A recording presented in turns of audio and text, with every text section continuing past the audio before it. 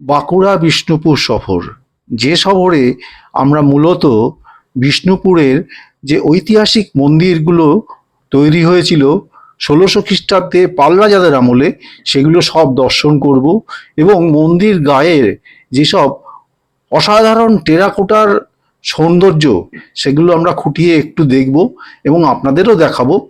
আর সেই মন্দির নগরী দর্শনের সাথে সাথে আমরা যাব বাঁকুড়া এবং মূলত বাঁকুড়ায় গিয়ে তার আশপাশে যেসব সুন্দর জায়গা আছে সেগুলো এক্সপ্লোর করব। সবই আপনারা দেখতে পারবেন এই ভিডিও সিরিজে, যার সঙ্গে অন্যতম হচ্ছে একটা বিখ্যাত ড্যাম যেটা খুব কম মানুষই গিয়েছেন, তালবেরিয়া ড্যাম, এবং সাথে থাকছে মুকুটমণিপুর এবং আরও অনেক। দেখতে থাকুন, আশা করি এই ভিডিও সিরিজ খুব ভালো লাগবে।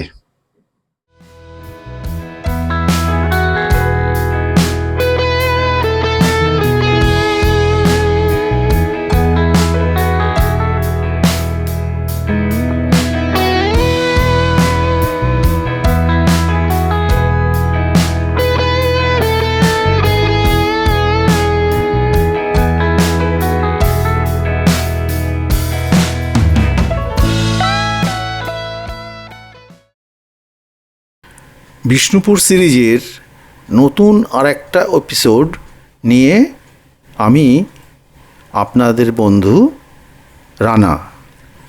রানার দুনিয়ায় আপনাদের সবাইকে স্বাগতম। বন্ধুরা, আগের কটা এপিসোডে আপনারা দেখছেন আমাদের ঘরের কাছে বিষ্ণুপুরের যে অসম্ভব সুন্দর টেরাকোটার মন্দিরগুলো, সেই মন্দিরগুলো একে একে আমরা সব ঘুরে ঘুরে দেখেছি এবং মোটামুটি প্রায় মন্দির দর্শনের অন্তিম লগ্নের দিকে পৌঁছাচ্ছি। দুপুর পেরিয়ে গেছে। এখন বাদবাকি যে মন্দিরগুলো আছে সেগুলো দর্শন করে আমরা যাব দুপুরে লাঞ্চ করতে। তার আগে আরও কিছু মন্দির এবং আরও কিছু দ্রষ্টব্য স্থান, যেমন এটা একটা ঐতিহাসিক কামান। এই কামানটা রাখা আছে এই বিষ্ণুপুর শহরের পাশেই একটা ছোট্ট জায়গায়, সেখানে এই সুন্দর কামানটা রাখা আছে এবং এই কামানটারও অনেক ইতিহাস আছে। যদিও সমস্ত ইতিহাস যদি আমি এখানে ডেসক্রাইব করি তাহলে ভিডিও অনেক লম্বা হয়ে যাবে, সেই কারণে সেই বর্ণনা থেকে বিরত থাকছি। আপনারা যারা অত্যুৎসাহী তারা যখন আসবেন এখানে দেখবেন প্রতিটি জায়গায় কিন্তু খুব সুন্দর করে বর্ণনা লিখে দেওয়া আছে। এইবার সেই কামান দর্শন করে এবার আমরা চলে এসেছি আর একটা মন্দিরে। না, এটা কিন্তু সেই পাল রাজাদের আমলের সেই টেরাকোটার মন্দির নয়, এটা একটা মায়ের মন্দির, মা কালীর মন্দির এবং এই মন্দিরটা কিন্তু খুব জাগ্রত। যদিও আমরা এই মন্দিরটার ভেতরে খুব একটা ছবি ইচ্ছা করেই তুললাম না, কারণ এবার এই মন্দিরগুলো দর্শন করে আমরা যেতে যেতে আরও কিছু মন্দির দেখতে পাচ্ছি। যেমন এটা একটা পুরনো মন্দির, বিশাল জায়গা নিয়ে তৈরি। এর নাম হচ্ছে নন্দলাল মন্দির।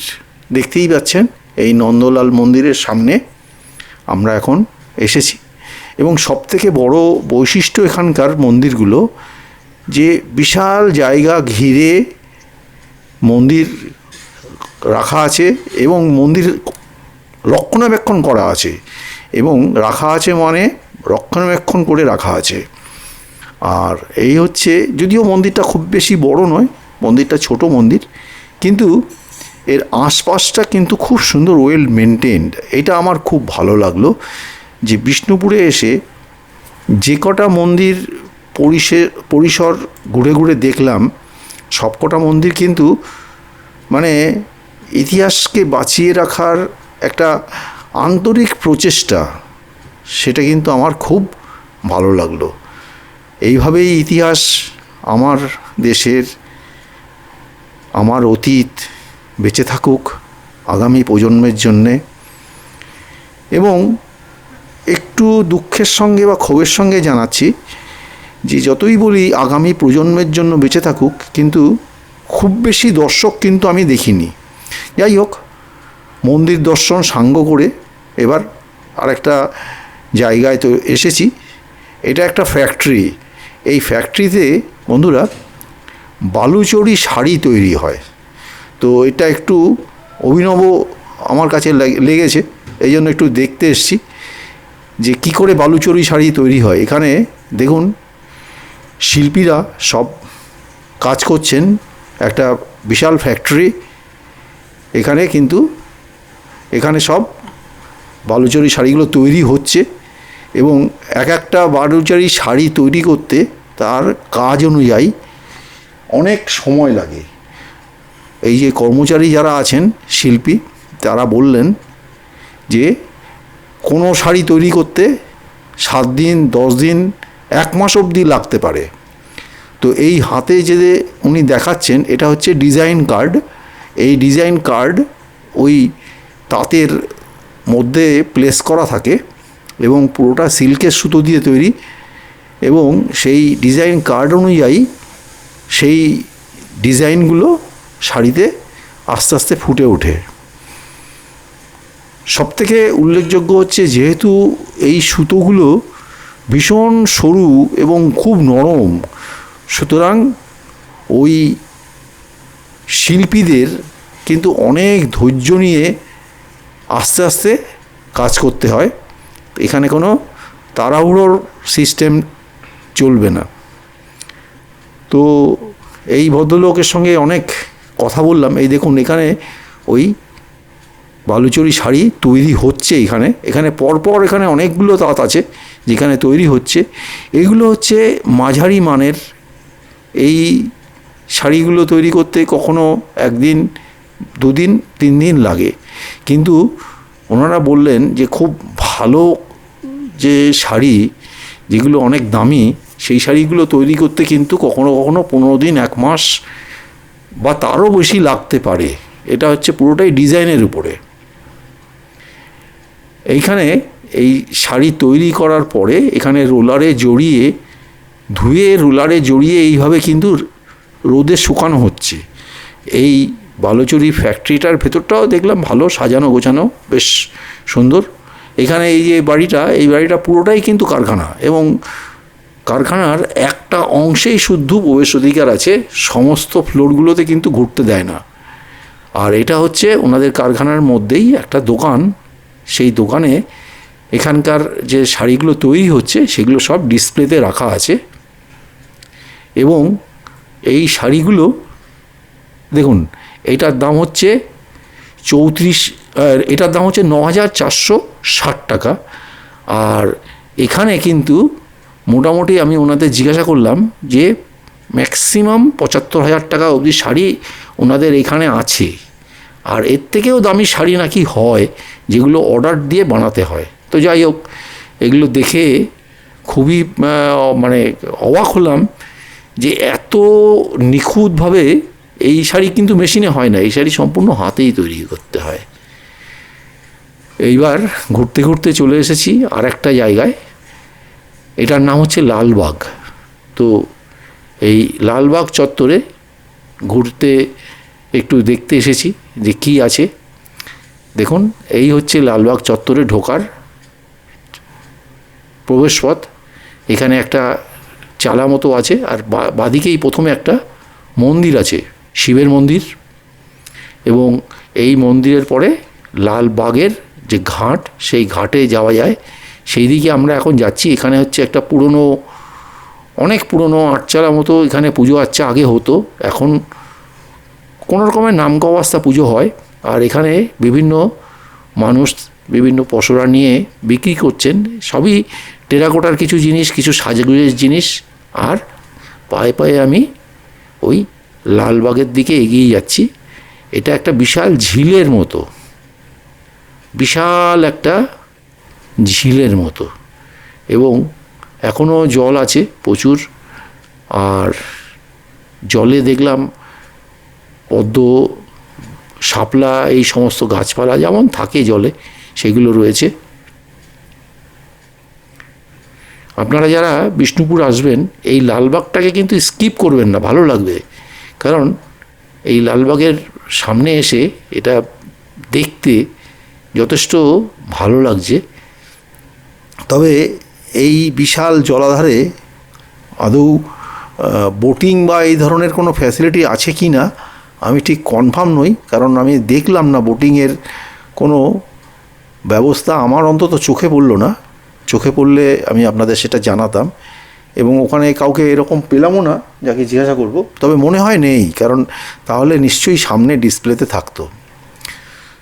তো একটা জিনিস আমি যেটা আগের এপিসোডেও বলেছি, আমার একটু এটা অবাক লাগছে যে এই যে বিষ্ণুপুর দর্শন করার জন্য এত ঘুরছি, পুরোটাই ঘুরলাম, তেমন মানুষের বিশাল ভিড় কিন্তু আমার একদমই চোখে পড়ল না।